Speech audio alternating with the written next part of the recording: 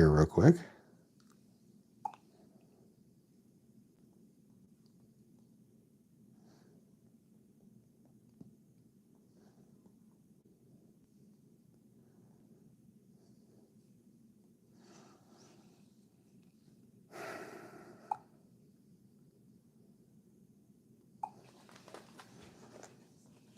Okay, make sure I've got volume.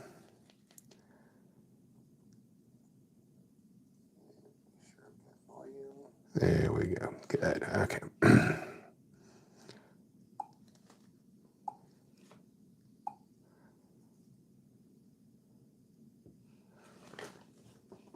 There we are. Back this up a little bit.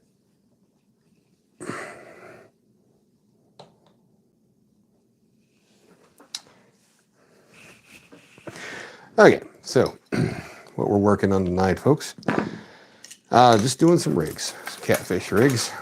Had tied up several of these the other night and just need to get them bagged up. I'll show you what I'm doing with these. This is the one I didn't even mean to create. Okay, so what we've got is a swivel going down to a egg loop knot hook, and I'm leaving tail end on. I'm using 2 surgeon loop. This is 80-pound mono going down to 30-pound fluoro, and the only reason it's fluoro is because I don't like fluoro and I'm trying to get rid of it. If you watched my live stream, and I also did an excerpt of that and posted it from Sunday.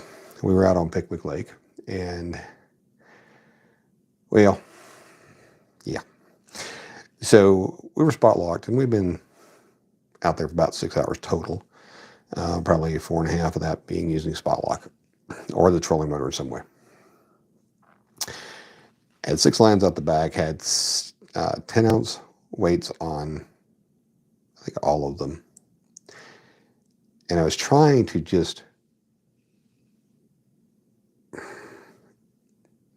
I was trying to not be on the bottom and be just, a couple cranks off the bottom, fishing straight down. Hey, Bass Fishing 336, welcome in.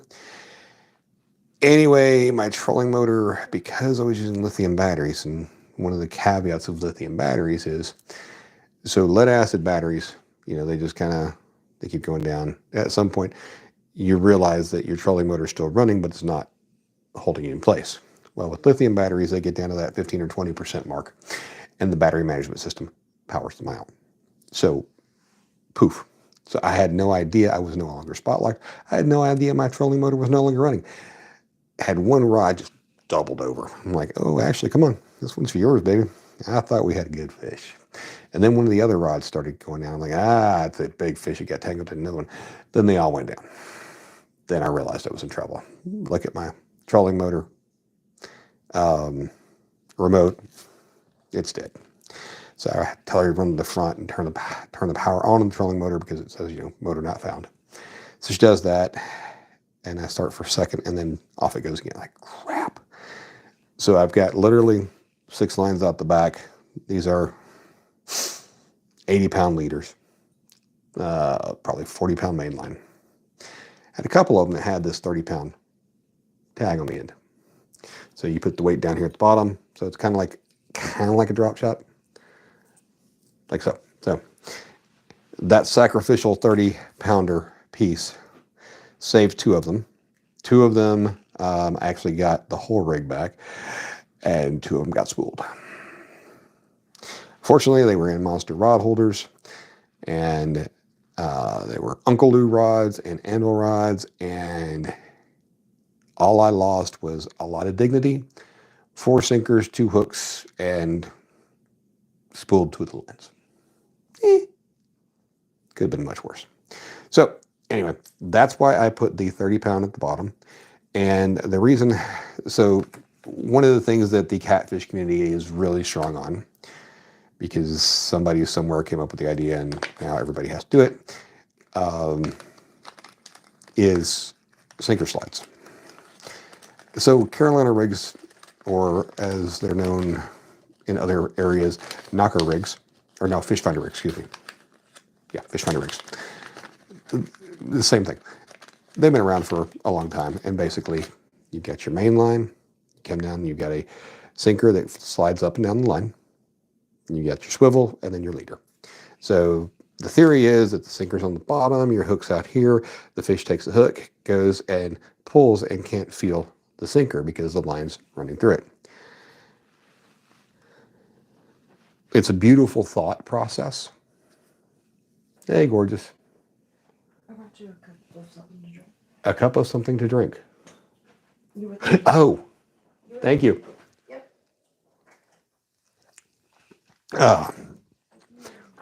Anyway, so what's happening there? So you guys waiting on bottom. The fish takes the line. Okay.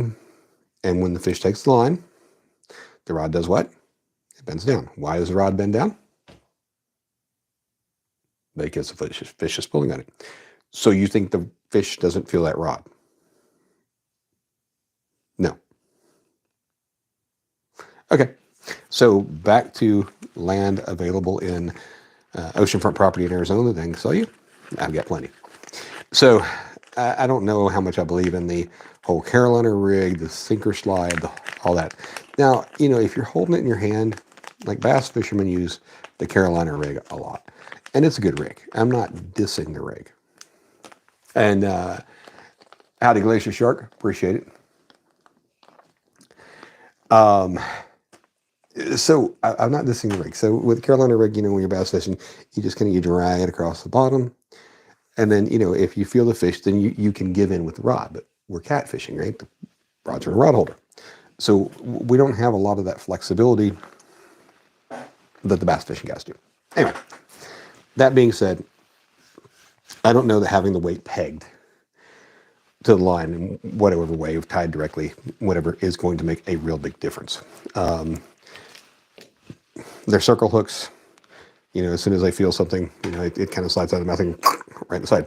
So the other purpose of a rig like this is if you've ever tried casting a Carolina rig or sinker slide rig with a heavy piece of bait on it. Well, what happens is the bait can actually, you get the sideways helicoptering going on, and you can also have time when the bait is going to pass the sinker, which then means that the sinker is way further back on the line and you lose a lot of your casting distance. So there you go. If your drag is loose, it'll drag. Well, yes, but we are on YouTube, and the purpose of catfishing and having our rods as close to vertical as it is so we can get some big takedowns. Everybody loves big takedown. That's what we love, big takedown. So, yes, if your drag's loose, or if you if you're using a bait clicker and have it in free spool, then absolutely those things work. But most of us don't fish that way. So in situations where I'm going to be using, free spool and the bait clicker and all that, and then yes, it definitely does make a difference, right? But we're also not going to have our rods take it straight in the air. We're going to have them closer to horizontal, much like carp fishing. So anyway, that's why I have these rigs this way, and I was glad that my proof of concept actually worked. So what you do is, you double this up, slide it through the eye of your sinker, and then do the cow hitch knot around it, and you can take it off, and you can change your weights and all that fun stuff. So I package them just like this. And when I say package, I'm not selling them or anything. I just put them in these beautiful little 3x5. Wow, it seems 3x5 seemed bigger when they were our index cards as a kid. But they're 4 mil plastic bags. And this way I've got one rig per bag. Yes, I may have a little bit of line tangle when I pull it out, but everything's rigged up. I pull it out, slap a sinker on there, or tie the main line to the leader, slap a sinker on there, I'm ready to go. So that's what these are for. So I'm just getting a few of these that I already had made up, put them in bags, and also we're here to talk about anything at all. Appreciate you guys coming in. I am trying so hard to hit that 4,000 watch hour. And the reason I say I'm trying so hard right now is because July 4th weekend of last year is when I was one of my trips to Pensacola, and I had a good number of watch hours then. So I'm at 3650-ish right now, somewhere around there. And before I start losing those hours from a year ago, I want to get over 4,000. Hey, Guildmaster, welcome in. Appreciate everybody being here. Hope everybody's having a fabulous, fabulous day. For those of you who know me and Skipjack Cindy, not that we're related in any way, shape, or form, but there's a group of trolls going around right now, and they're really, really stupid. Would you rather see a tree grow or a yeah? So I went in my community settings and I actually got the knee followed by the word grow as one of those. Just automatically delete it. So I'm hoping that we don't see any more of that crap here. Fortunately, trolls have very small minds, and they're just not very good at, yeah. There's nothing original. Oh, and by the way, when I mark these, so I've got 80 pound, it tells me my leader size, or my line weight. 10 knots my hook, BW bottom weight. Couldn't come up with a better idea. The O up here is for offset. That's talking about the hook shank. Because if I had my druthers, if I had my way around it, I would only use non-offset hooks. But you can find a lot of offsets easier. Hey, Rude, welcome in, welcome in. Easier, cheaper, all that kind of stuff. So I do have a lot of these offset hooks. That's where the point is not perfectly in line with the shank. I don't know how much the mortality rate differs, but I do like to fish in Florida. And in Florida, you cannot use offset hooks on certain species. Sharks, all of the shark species being on that list, but you've also got a lot of your reef fish, things like your red snappers and stuff like that. And honestly, I don't like keeping track of regulations. So there's that.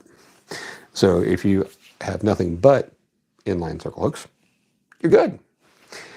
Talking about regulations, and this only goes out to the older folks around here, and I'd have to look at different state regulations to tell you I'm right about this, but boater safety regulations. Being grandpa that I am, I was born before 1989, and in Tennessee, you don't need a boater's certification if you were born prior to 1989. I think Florida is the same way. So, of course, I never got my boater certification because why?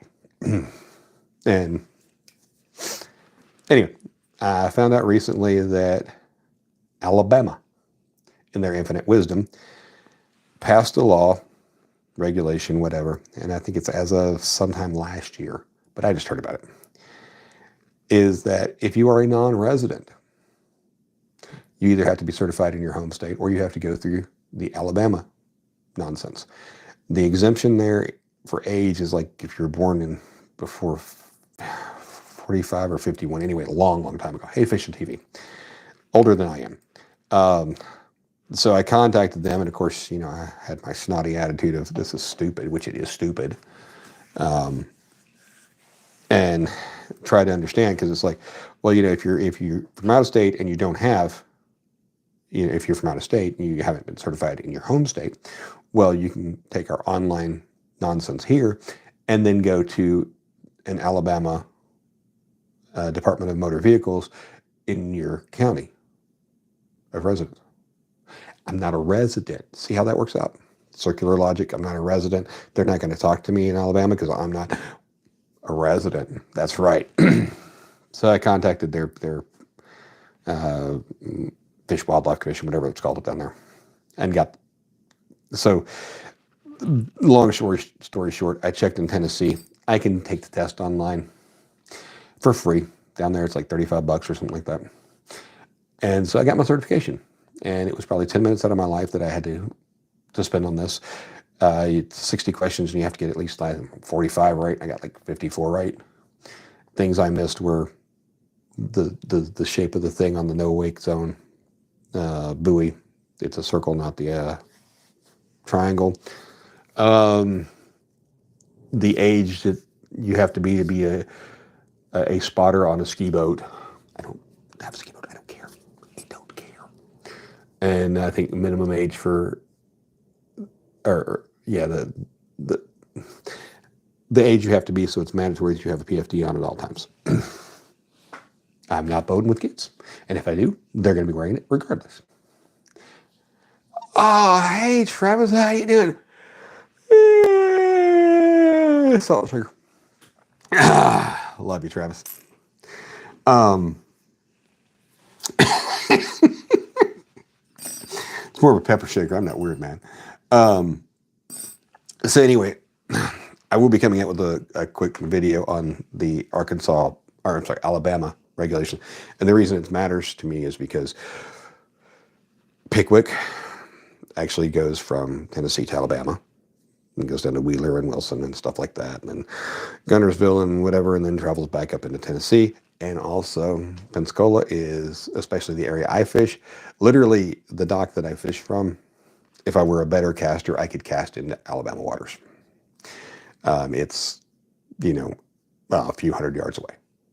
So in the kayak, especially, you know, I could end up in Alabama waters easily. Yeah, so there's that.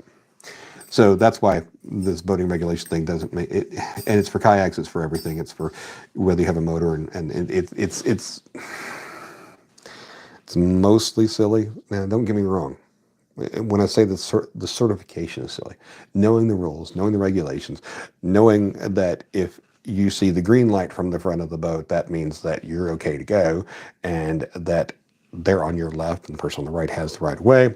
And if it's red, then they have the right of way. But if it's at night, it doesn't matter. I mean, if you're not going out at night, it doesn't matter. It doesn't. Yeah. So there's a lot of regulations that you don't need to know. But again, I'm not pulling skiers. I don't need to know the skiing regulations. So there we go. Pardon me.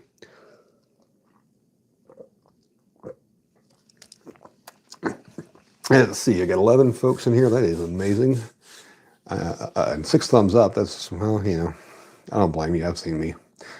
I probably wouldn't hit the thumbs up either. But if you feel like it, if you feel inclined, if you go, oh, I want to click that, go ahead. Double tap the screen. Everybody will love you. All right. So I am not one of those people that is well organized.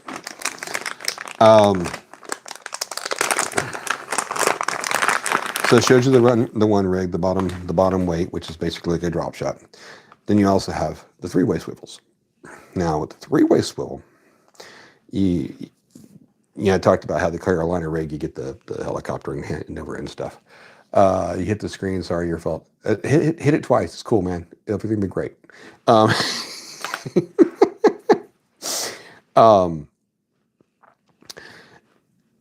Well, with a 3-way rig, you don't have that problem either because you've got one leg hanging down is your bait, one leg hanging down is the sinker, although your weight's going to be here, your sinker's going to be lower typically, but not as bad. He gave me a thumbs up. She's trying to get 500 likes. Well, she's trying to get me 500 likes. That'd be awesome. I mean, I'm up to 8, so there's that. And I've talked about 3-way rigs in the past, and I've always said that I want the hook being the one that's on the bottom, so you get leader, hook, sinker off to the side. And I've had other people that are just like, no, you want the sinker straight down because you want the bait hanging off the end. Here we go. So this is a 3-way swivel. It's by 9KM, the DW Life folks, and it's actually 2 different sizes. Let's see, does it say on here what it is? No, but the side swivel is a little bit smaller, so it doesn't have the same strength. So for me, if my main line's up here and my sinker's down here, my bait's out here. That's the way I like to do it, and I think I'm right. Not necessarily bumping, but yes, this is a rig that is used for bumping. But you can also just use it as an anchor rig or anything else because you just want separation on the bottom between your weight and your bait. That way the fish can move around a little bit without feeling the weight of the weight, in theory. Hey, 922. Hey, Monster Mike, how you doing? Welcome in. Don't think I've seen you before. Um,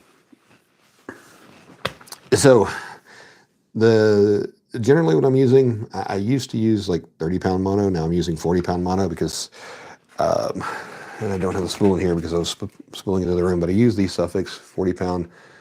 I use it in the chartreuse, a high vis green color, and then I use a clear leader. This is 40-pound leader. I will use the 40-pound clear leader for like my 20-pound, 30-pound main lines. Fishy Things already did the salt shaker, but you know. Anyway, here's your salt shaker. It's Pride Month. I can get away with it. It's fine. I don't care. Travis already got me on that. You know, as much as I make Cindy do it, it's fine. I just did it. Okay, there's only so many times I'm going to do this, Travis, and before I start, getting labeled. So anyway, with my 40-pound mono, I tend to use 60 or 80-pound leader, but because I can get the Mondo Mother spool, and Suffix is good line. It's made by Rapala. Take your pick. I didn't know that when I started using it. I use a Suffix Superior. No, I'm not sponsored. I'm not sponsored by anybody. So if I tell you I like a product, it's because I like a product, not because I'm God. If I don't tell you that I like it, then won't send me free stuff. Where was I going past that? One of the things I wanted to talk about, I don't know if anybody cares, and it's going to come more into your bait reels. Well, for us, they're bait reels, but for other people, maybe not.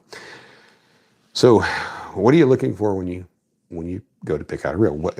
A question I see a lot online, especially with surf fishing, but in general, what size reel do I need? Okay, you got to back up. Okay, you have to. What size reel do you need? What size rod do you need? What type of rod do you? That's not where you start.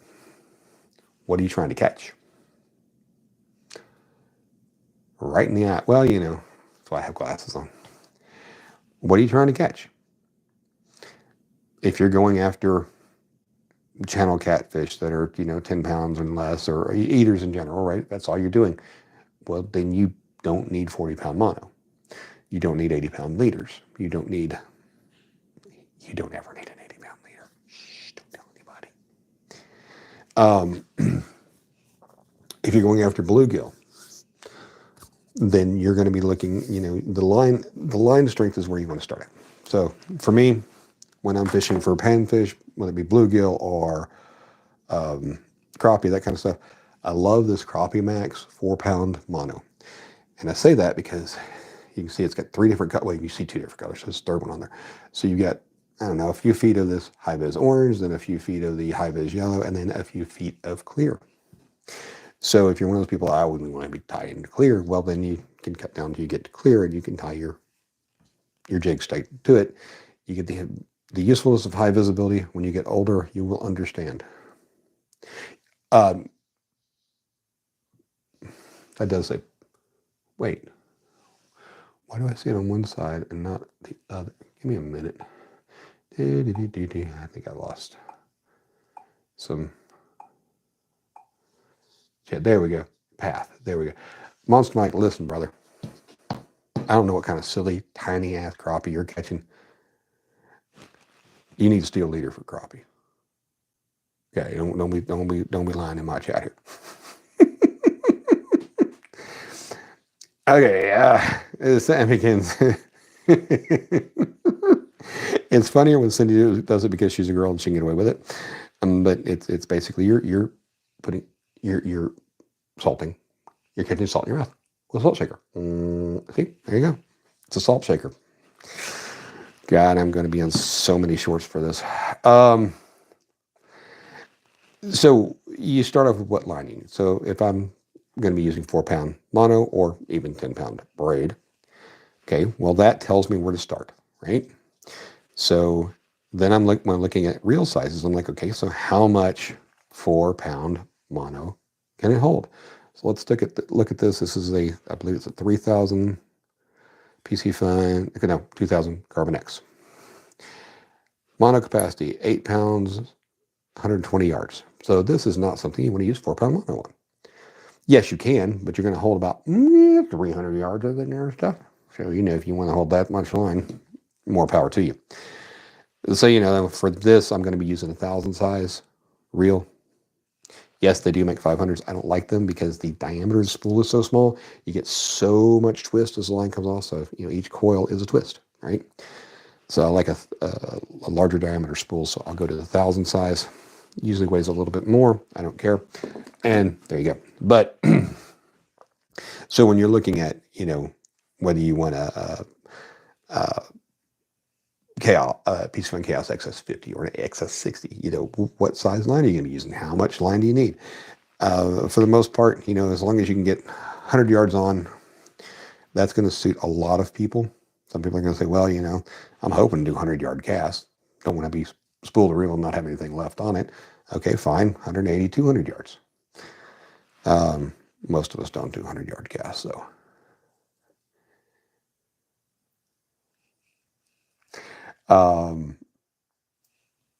So anyway, that being said, so that's how you need to figure out what size reel. Then how much drag do you need? Well, let's see. The reel says it'll do 20 pounds of drag, but I'm using 40-pound mono, so I guess I need 40 pounds of drag? No, you don't. The general rule of thumb is up to about a third of the line strength. So if you're using 40-pound mono, you need about, math is hard, 14 or so pounds of drag on the high end. Hey, IKM, thanks for coming in. Appreciate everybody being here. And once you've figured out your reel, then you can worry about your rod. So if you're going to be using 40-pound mono, then you want to look at the line rating on the rod. You also want to look at the lure rating. And they list it as typically lure rating. Well, if you're going to be throwing a 4-ounce sinker, you don't want a rod that is like 1 to 4 ounces. Because you've got your sinker and you've got your bait, which is probably 2 to 3 ounces, possibly. So you're going to be wanting something that's in the 8 to 10 ounce range. You don't want it. The sweet spot is somewhere kind of in the middle of the range is where you want to be, because you don't want to overload. You don't want to overload your equipment, and you want the rod to load properly when you're casting to give you that extra oomph, right? So there's that. The other thing you need to worry about is when we're talking about spinning reels, spinning rods. You take the diameter of the spool, the lip of the spool up here, right? Divide it by 2. So if it's not, we'll say it's 2 inches across. So diameter, not circumference, diameter. So you say, or radius would be half the diameter. So however you want to use it. So let's say you've got a 2-inch radius, 2-inch diameter, 1-inch radius. You want a 1-inch opening in that first guide as you go out on the stripper guide. That's for mono. You can get by with a little smaller with braid.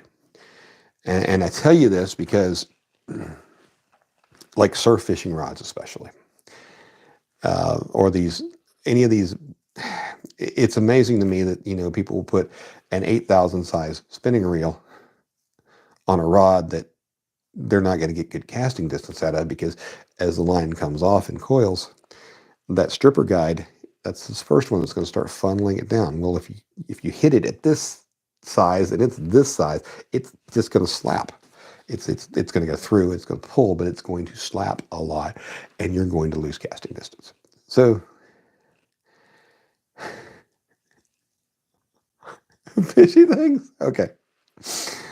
Oh Lord, I think Cindy's got an alternate account named Fishy Things now, even though she's doing her own live stream. So, anyway, I've yammered on enough for a while. I'm going to go ahead and work on some of these 3-way rigs. And again, I'm going to go with the sinker off the side leg and the hook off the bottom. So again, Suffix. I'm not telling you Suffix is the best line out there. Please don't quote me with stuff like that. It's very well priced. You can get it on Amazon for, this is a little over $32. for a 2 pound spool. No, 1 pound spool, which is 655 yards of 80-pound mono. I believe it's a little more flexible than trying big game, so that's why I like it. So let's see. I'm gonna guess on length here, and I'll start off and get a little measuring stick here that no idea where I'm at now, because half the numbers are worn off. Come here. So that's 18. So we'll start with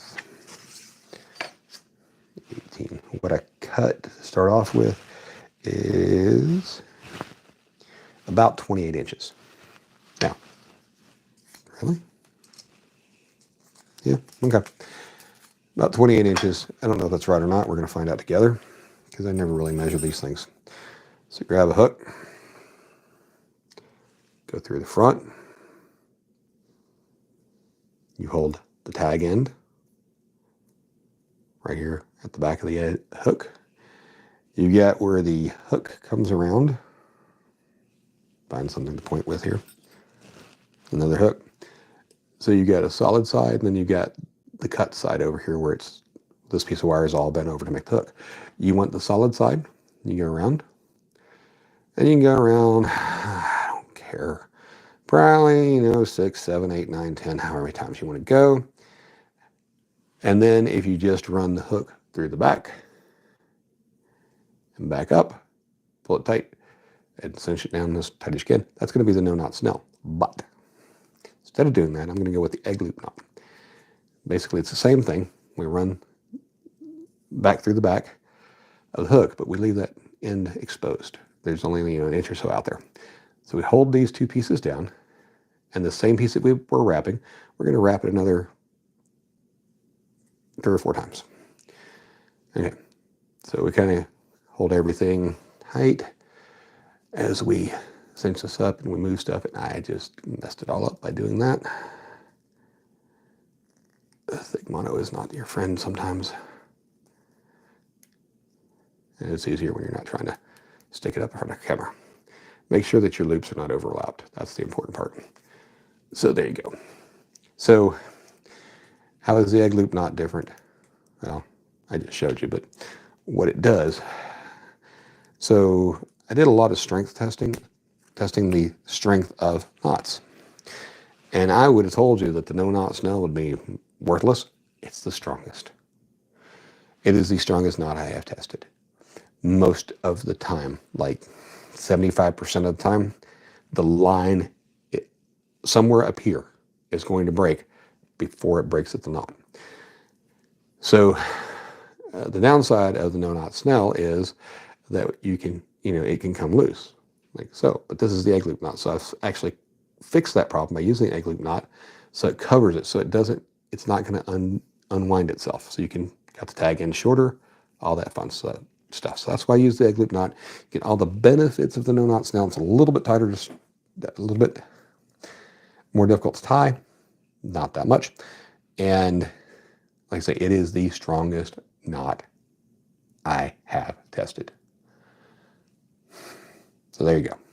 I'm not talking about, on a 40-pound mono that it breaks at 40 pounds. I'm saying the line up here somewhere is going to break before this breaks, 75% of the time. And then the few times that it doesn't, it's not going to be that. It's going to be very close to the breaking strength of the line.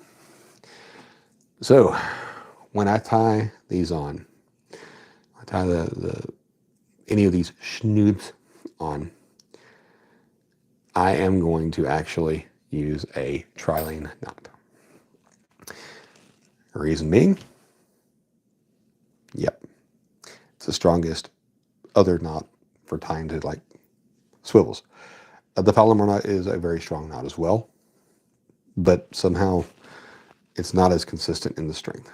So what you do is you go through the eye, you come back through the eye again. Okay? So you got this little loop, and then the other two legs form a second loop. So you go around, I'll do it 5 times. 3, 4, 5. And yes, this is a very long tag end, and there's a reason for it. Not just because I didn't know how long it needed to be, because I've never really measured it. So you go through both of those loops, okay? And then you just kind of snug everything down. And for those of you who have been fortunate enough to not have to hear my spiel on the knot strength videos and all that kind of stuff, I do not tighten my knots as well as I should. I had no idea. I thought I was yanking them pretty hard. But you would be amazed, even then, after I put what feels like a ton of force, when I start pulling, it will cinch some more. So you want to make sure it comes all the way down, and if it doesn't, you can use your fingers and fingernails and kind of push it down. So for that reason, I don't cut my tag end super short. And let's see, we started off with, what we say, 34 inches, and the piece that I just cut off was a good 6 inches. So 28 rough, no, it was 28 to start, excuse me. 6 inches is 22. So to get what effectively is from the tip of the hook to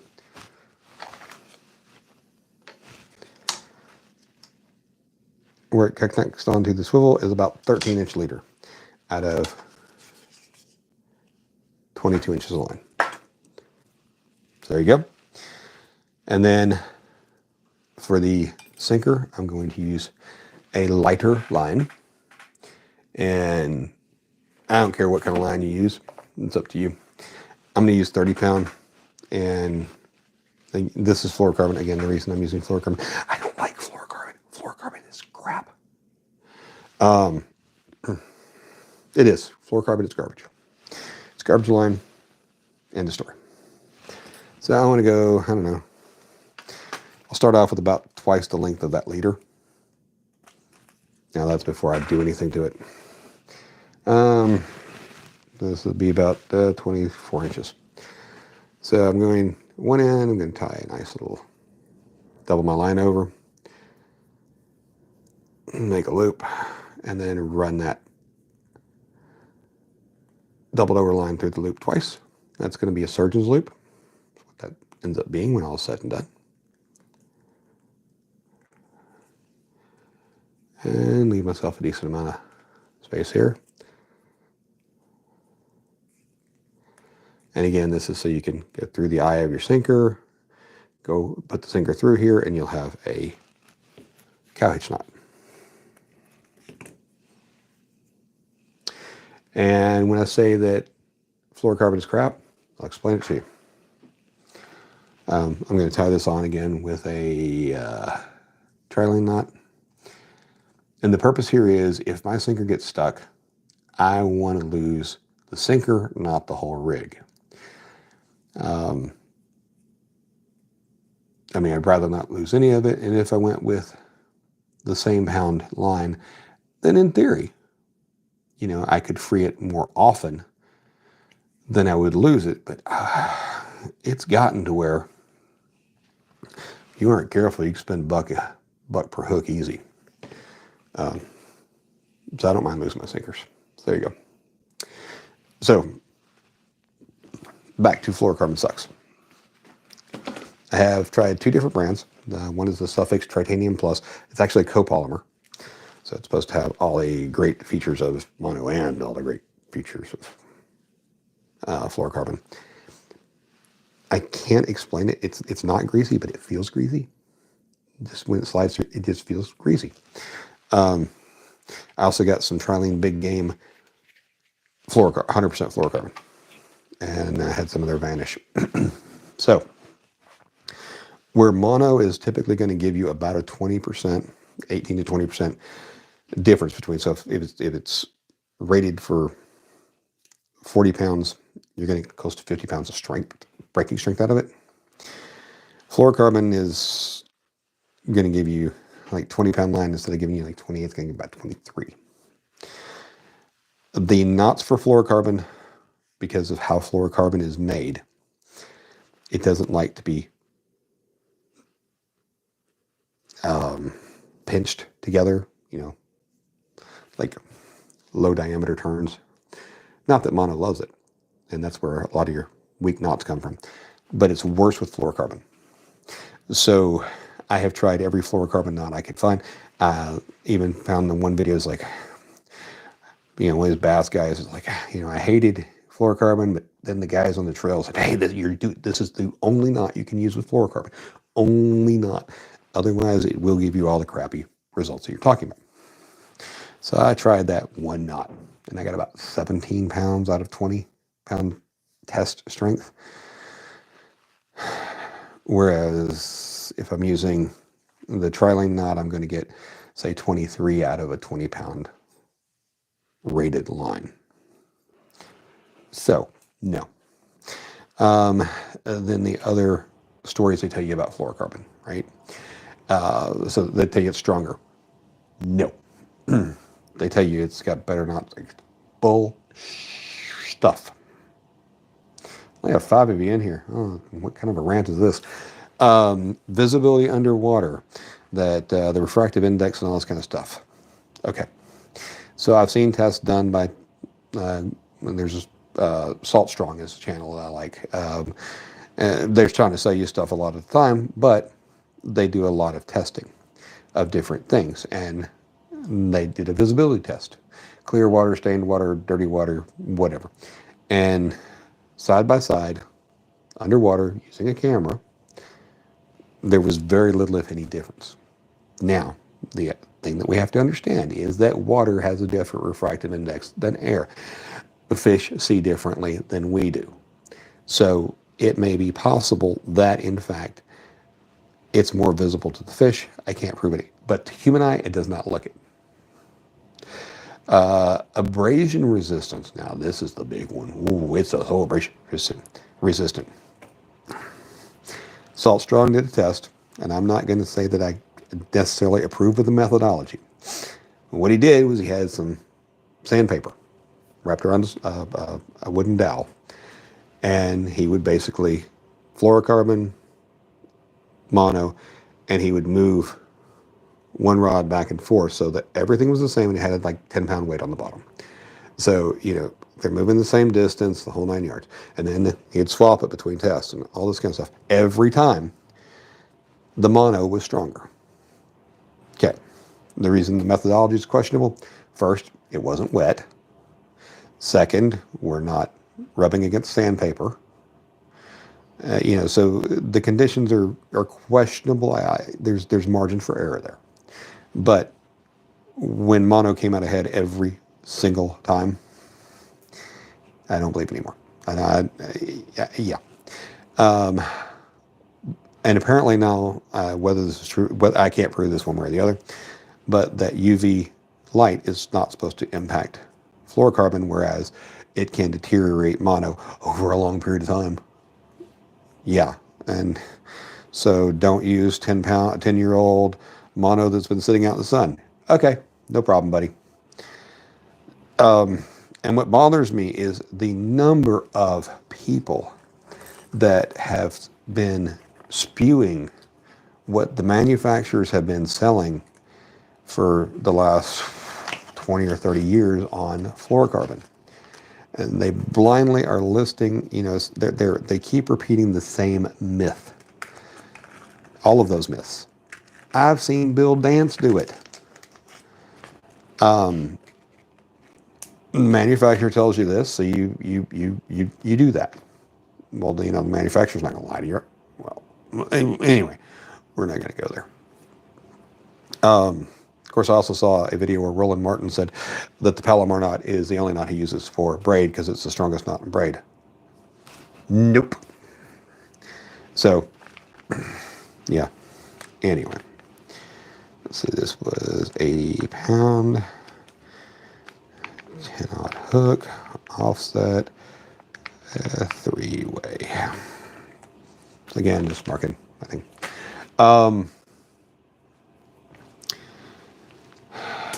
And one day I will actually post a video with parts and pieces and links and stuff to all of what I've said. because one of the problems I have with the news media is they no longer tell you what happened. They tell you how to feel about what happened, which I think is why we have so many protests now. And I don't know. Anyway, I don't want it digested for you. Just as I'm sure you don't want this digested for you so that, I'm saying, oh, well, fluorocarbon's crap, therefore that's what you need to believe. I would rather show you the data that I have, how I got to that decision. Make your own decision. Fluorocarbon is extremely expensive compared to mono. Now, fluorocarbon, I don't think does, I do believe does not stretch as much as mono. Of course, everything stretches more than braid. So I'm not saying that fluorocarbon is the worst line out there. I'm just saying it's not worth the price premium for me. Hey, Cowboy Joe. Hey, Swicky. Glad to have you in here. Appreciate y'all joining in. If you don't mind hitting that thumbs up button.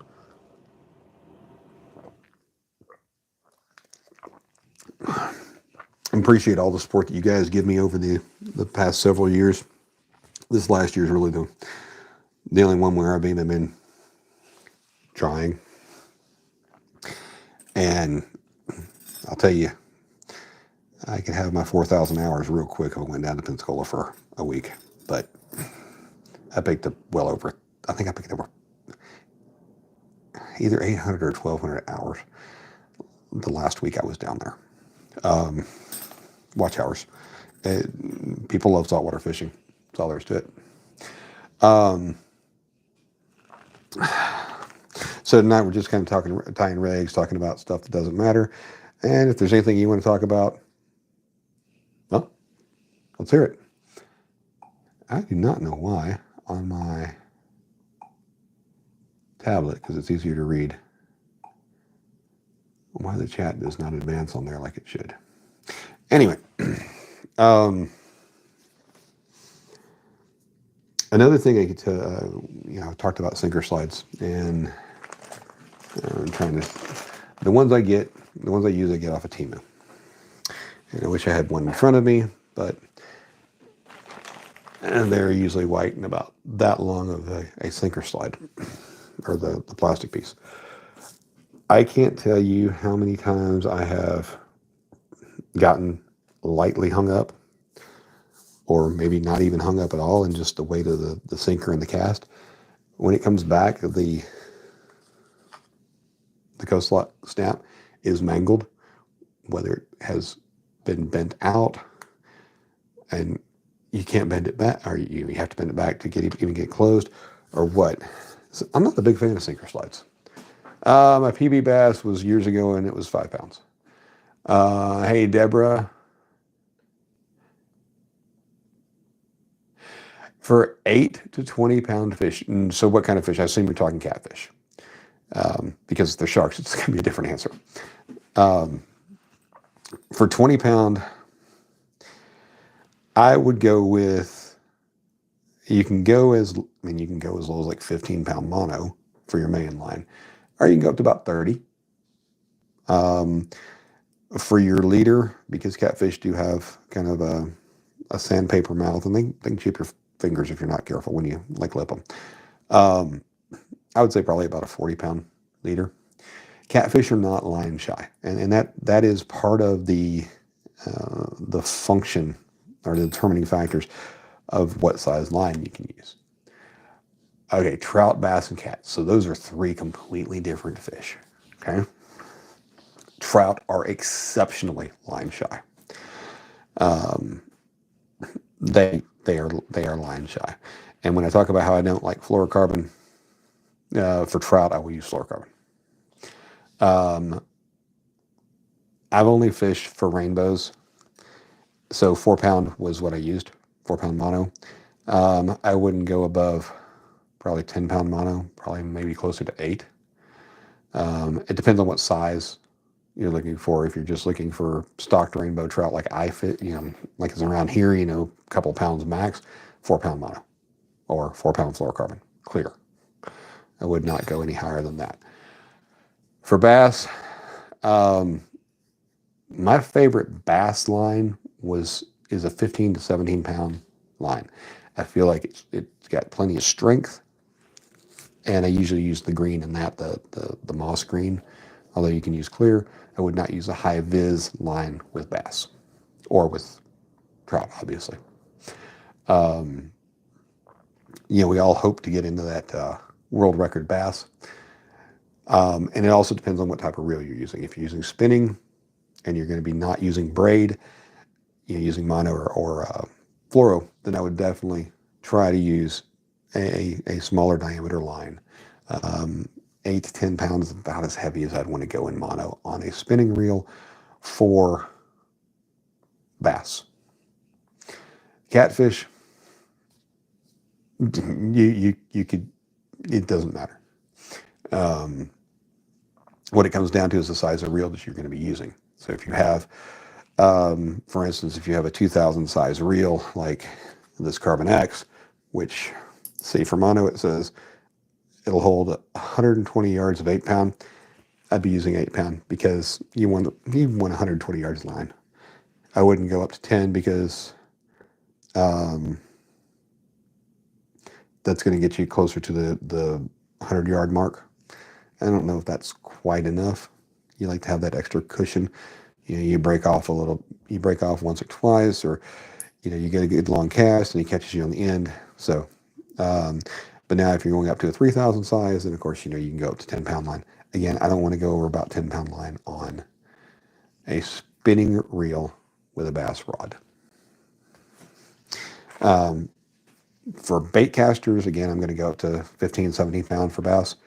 And again, we already talked about the catfish. You just need the big thing, if you're going to use mono or fluorocarbon as your main line on a spinning reel, spinning rod, is you measure this part right here, the lip of the spool. Take half that number. So from here to here, let's say it's 2 inches. It's not, but we'll say it is. That first stripper guide, the closest one to the reel on the rod, needs to have an internal diameter of about 1 inch.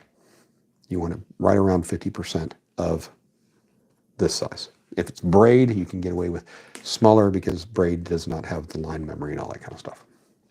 So there you go. Thanks for asking. Okay, go back to tying some more of these 3-way rigs. So I figured out from the last one that I needed, what did I say? So it was 20, 22. So I can get around away with about 20 inches of line. So we'll start here. Because even then, the leader was a little longer than it needed to be.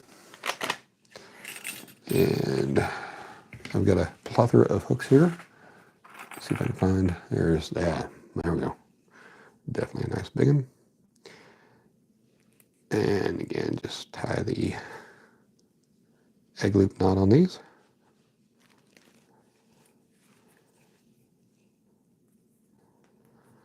You can certainly tie the no knot snell. It's really not gonna be a big deal.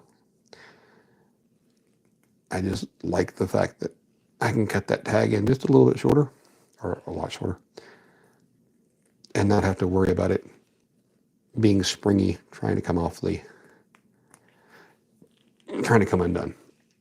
Give it a good pull. Tag in to pull. I also try to pull it back around to the back as much as I can. And again, with the egg loop knot, I can snip it off really close. It's right there. Okay. You go up to my 3-way swivel. And I'm just going to tie the trilene knot here.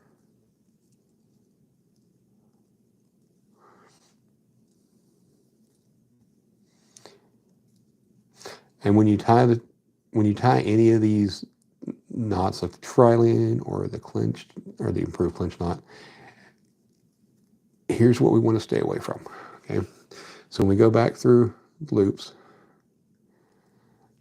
we want to be careful that we're not doubling over like this. And if you do double over like that, what you want to do is you want to kind of back off as much as you can. And if you can't get it to back off enough, then you just kind of hold this piece and you try to compress here. Try to move all these twists down a little bit.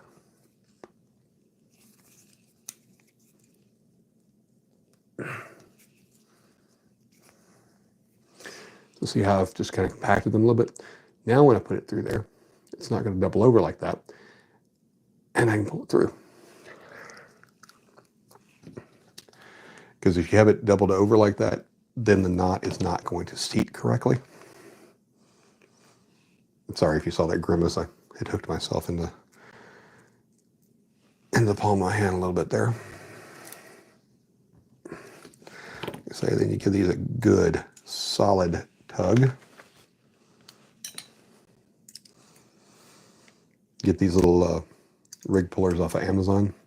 They're really nice because you can put them between your fingers. Give them a good tug. Cinch those knots down. And then cut your tag end. And then I'm going to use, so this is 80-pound mono. I'm going to use 30-pound mono, or in this case, fluoro, for the sinker side of it. So double my line over.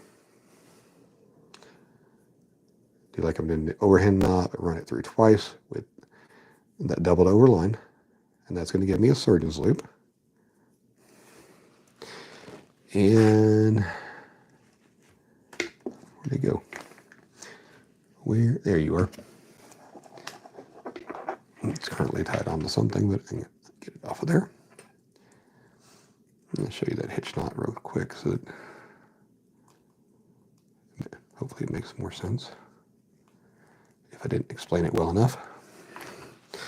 So you got this surgeon's loop that we just created. So you kind of pinch it together, put it through the eye of your sinker, and then you put the whole sinker back through that loop, that doubled over line. Goes like that. And that's great because you can come back through and you can push it, which will allow you to take the sinker off, put another one on if you want. This is a pyramid style sinker. I hadn't heard of them until I did saltwater. And they're really good for saltwater. And the reason being because you don't have a lot of bottom structure. Everything, the bottom structure is sand, right? So you cast it out there. This is the end of your rig. And you can kind of dig down into the sand and hold so that the water is, as the surface coming over it, it's not able to push it back in. Because if you use like a round, like a cannonball, just roll it right in, right? So this kind of digs in a little bit. Not the kind of sinker you want to use for rocky areas or in heavy cover because, again, you're pulling against the big end, not the small end. Hey, Mary Turner, how you doing? How you doing? Good to see you. I'm sorry about your husband tonight. He thought I was trolling him. I was just making jokes about me. Not that I've never trolled anybody because, you know. Okay, so there's our sinker end of things, sinker leader. And again, this three-way rig, so it's good for bumping, but it's also good for casting. Either, a lot of people use this for anchor fishing, and you can also use it from the bank. And one of the pluses to it,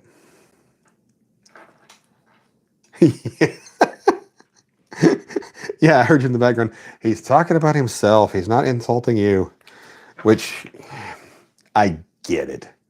I do, because there are so many idiotic trolls out there.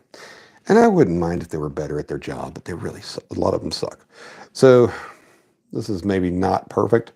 You kind of want this one to be, rule of thumb's about double the length of this one, but whatever. But when you cast this, especially the closer these two are in length, when you cast it, it's not going to do that over and over, that you get with a Carolina rig or a sinker slide rig or anything like that. Because what happens is your weight and your bait are fighting with each other in the air and you're losing casting distance. So that's one of the reasons that this is a good rig as well, because as you cast this, they're kind of working in tandem, whereas opposed to a typical Carolina rig where you've got 12 to 18 inches of difference between the two. They're doing this. Hey, Crappie Man Jigs. Okay, so when I talked about fat, ugly, bald guys, that's me. How you doing, brother? Oh, I enjoyed your show. I I will be honest with you.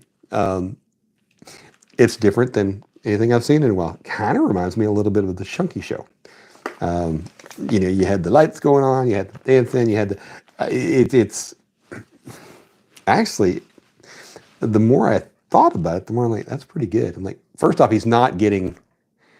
I'm like, Mary, honey, he's his work ethic ain't quite there. He's supposed to be making jigs and he's over here dancing and doing stuff. But like, you know what? You are putting on a show, my man, and you're doing a good show, not a self-deprecating. Out there dressed in panties and stuff like that. You're doing, you're getting a lot of audience participation. You're rewarding your audience for. I assume you do that when you get a super chat. It's it's much it's a much welcome break to, hey, look, I'm putting a rig in a bag, like I'm doing right now, and you look like you're having fun, and that's the important part, having fun, man. That's when you go back and you look through, why you created the channel. And for everybody, it's different. And I talked about the sinker slides. I'll show you what I'm talking about. If I can get this one open. There we go. These are the sinker slides I was talking about. Like I said, I get these off to you. Maybe you can get them in white, you can get them blue, you can get them red. But this snap, if your sinker catches on something on the bottom and you pull, I've lost sinkers off of these things. I mean, the sinker slide comes back, but this is all mangled and it gets off. You have people that like, well, why did you start your channel? I mean, and there's a plethora of reasons out there. I've heard of people starting it because, I want there to be something out there for my kids. When I'm gone, they want to see dad. They can, and I think that's a great reason. There are other people that go, I got into this because I want to be the next Catfish and Carp, or the next Catfish Dave, or the next Kayak Catfish, or the next Creek Fishing Adventures, or any of those channels that have managed to turn a hobby into a income producer that allows them to fish for a living as opposed to doing whatever job they used to do for a living. And then you get other people that are out there going, I don't want to fish alone. But I don't want to fish with somebody either, because if you've ever owned a boat, you know that you suddenly have these friends that want to help, and they want to want to use your boat. Same as if you have a pool or anything else, right? Crappie Man Jigs, I didn't say they were channels to follow. I said they were channels. There's at least one of those I don't like, but. And I am jealous of success because I think he's generally a prick. But in any case, I do envy his success. But and there are people out there that genuinely just want to help other people. I don't know why Bill Dance became Bill Dance. I don't. Bill Dance had some good qualities. He was entertaining and he would explain things, and you understand. There's a lot of different good qualities that he had. Jimmy Houston, Hank Parker, those were all. I liked watching all of them. On the other hand, and this is no shade to the man, because we all like different things. Roland Martin was just never my favorite, right? Um, it's not that he was a bad person, or well, maybe he's, I don't know, none of my business what he does. Um, he just, I didn't care for him as much as I did some of the other guys. And Jimmy Houston was always laughing and carrying on. And anyway, a good example from YouTube is Chunky Cat's Fishing. Although he moved off of YouTube, hate him for it. Not because he's finding success on TikTok, but because he's not on YouTube anymore. And I don't like TikTok, so there you go. But he was one of those guys when he was still on YouTube. You would watch his show, and there was a lot of lights, and he was always cutting up, and he was having a good time. And if he caught fish, well, okay, cool. Whereas there's other people out there that if they don't catch fish, why are you watching them? Chunky was a show. It was a show. You were entertained whether he caught fish or not. He could literally go out there and get skunked over and over and over and over again, and I don't think it would have affected his numbers. Not with any real amount of, there wouldn't be any huge amount of change, because you were there for him, for the entertainment that he provided. He just happened to have fishing rods with him when he did it. And I learned stuff from everybody. Chunky is the reason that I painted some of our rods orange. It's not something I would have ever even considered doing on my own, because how do you paint a rod, right? What if you screw it up?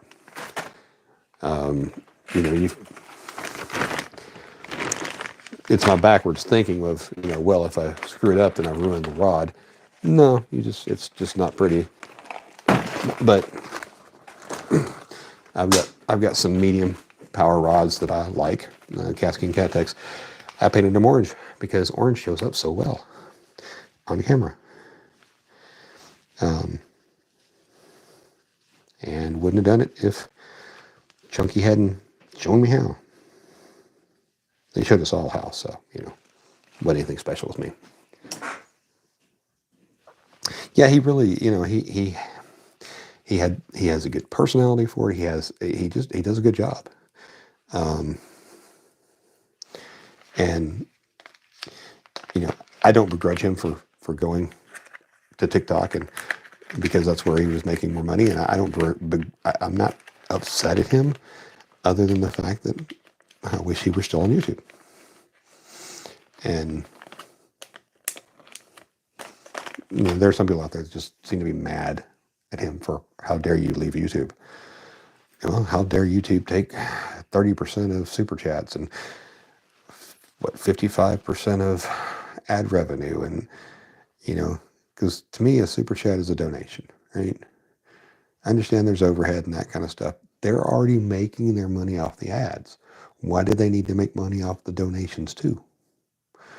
Well, because they can, and there's nothing we can do about it except go to TikTok.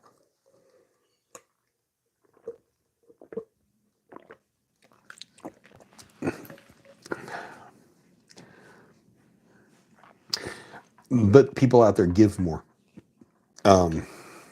All these silly gifts that you can now give on YouTube. The vertical live streams that we have to do, which are counterintuitive to fishing.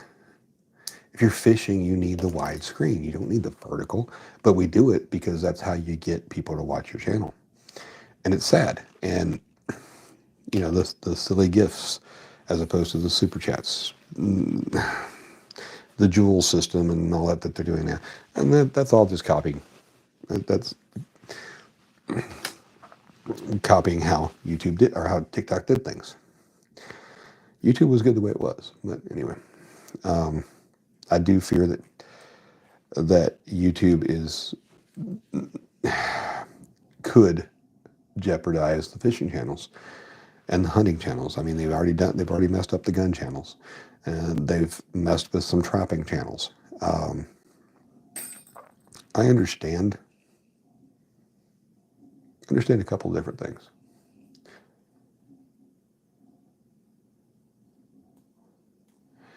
You know, so YouTube has to sell ads. Certain companies don't want their ads running on certain types of content. Fine. Okay, so if I want to have a gun related channel, and I want to show you about guns, and certain companies say I don't want to be associated with channels that, I want my ads run on gun channels. Okay, fine. I can lose ad revenue because of it. It's a choice I make, right? But outright completely demonetizing channels or demonizing for doing something perfectly legal is where I have an issue. Um, you know, being afraid to cut up bait on screen because it will offend someone at YouTube. I'm trying to show you how to fish.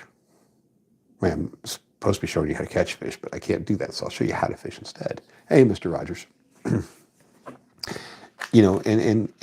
if that kind of content bothers certain companies, great. But you know who's not going to bother? Bass Pro Shops, Cabela's, any of your sporting goods stores that sell fishing stuff, your knife companies, your bait board companies. Maybe I run one ad instead of 7 ads. That's fine. It's a choice I make. But to actually demonetize, or in some cases, literally close down the channel, all right. If I'm doing something illegal, that's completely different. But just because your little bleeding heart doesn't like it, there needs to be an alternative to YouTube. There needs to be an alternative to Facebook where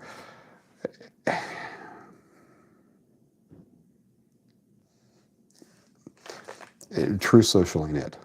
True Social is just the right-wing nut job version of the left-wing nut job Facebook. I just went middle.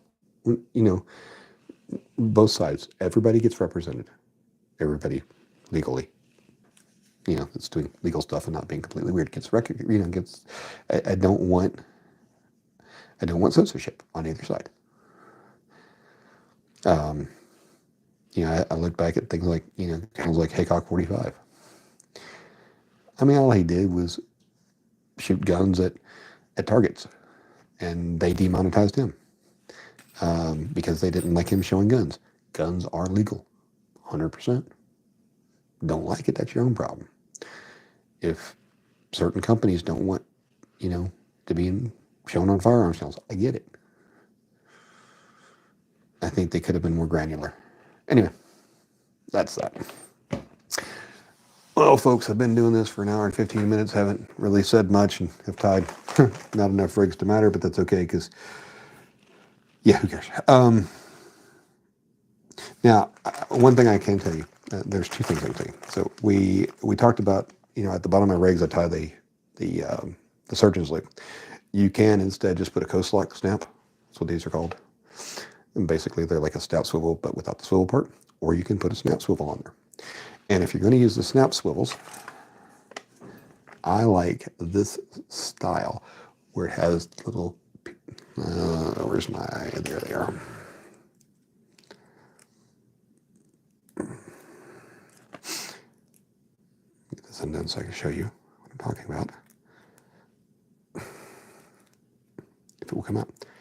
So on the end of the hook here, where it goes back in, how it's got this little hook on the end of it. I like that. I like the little hook. I think it holds better than the ones that are just straight. So I always try to buy those no matter what I'm using it for. Although I really don't use the snap swivels for any, to hook to baits or anything, or to lures, or hooks, or really anything. They're mostly for hooking the sinkers. So I just like that extra security there. They're either my line give. So if you don't like the surgeon's loop at the end, like I was doing, you can use those methods. That's kind of where I'm at tonight. You'll notice I didn't use a lot of beads. I didn't use a lot Santee Cooper rigs. I don't like Santee Cooper rigs because, not that I don't think they're not effective, but the way that Santee Cooper rigs works is, and I do have, no, yes, I have a free float. So, you come off your rig and you get your hook out this way and the rest of the rig is out this way. So the idea is, your weight's down here, this floats up and your bait kind of hangs here. The problem is if you don't keep your line tight, then this goes up. And I will not tell you the number of times because it's a big number and I don't know the exact number. The times that I've looked at when I've been using a Santee Cooper rig and I see my float on top of the water. I mean, my bait's still in the water, but it's not keeping it a little bit off of the bottom. On the other hand, you can use that to your advantage in different ways. So if you think for whatever reason the catfish are, suspended further up, then you can let out a little bit of line, and because it's on the sinker slide and all that, it'll pull it up a little bit. You can also, if you are out fishing in a, like a park pond or something where you have absolutely no idea what the depth is, so you can use the sinker slide or the Carolina rig method with a heavier weight and put your bobber down at the end of the line. So you pull it tight so the bobber is down against the sinker, right? So you put the sinker on, maybe you tie a knot or whatever, and then you put the bobber on the very end. So you got that, but they're close to each other. When it's tight, they're sitting down the bottom. Well, you let line out, see how far it goes. So once it shows at the top of the water, then you can measure how much line you bring in so it comes down and touches that sinker again. And that will give you a pretty good idea what the depth is. So, that's, your park ponds and stuff like that, or even if you're stuck on the bank and you don't have access to any kind of mapping. Anyway, there you go. Mr. Rogers, I'm sure I said hi to you, but if I didn't, I meant to. Guys, if you could do me a favor, and it's a lot to ask, and I get that, and if you don't want to, I don't blame you. But if you have a device in your house that you could run overnight or during the day while you're at work or whatever, go to my live stream playlist and play it. I need hours. Like I say, around 3650 right now. I've got a bunch of hours that are going to start falling off in a few days, well, a week or so, from last year. So I'm trying to hit that 4,000 before that happens, because then I'll have another little mountain to overcome. It's only, probably 400 or 400 watch hours that I'll have to make up for, but I'm still trying to get that 4,000. I've got the 3,000, I've got the subs, but I'm trying to get to that 4,000 while I can.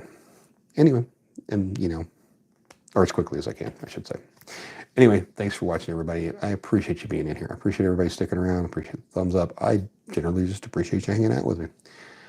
We will see you guys next time. Thanks for watching. Good night.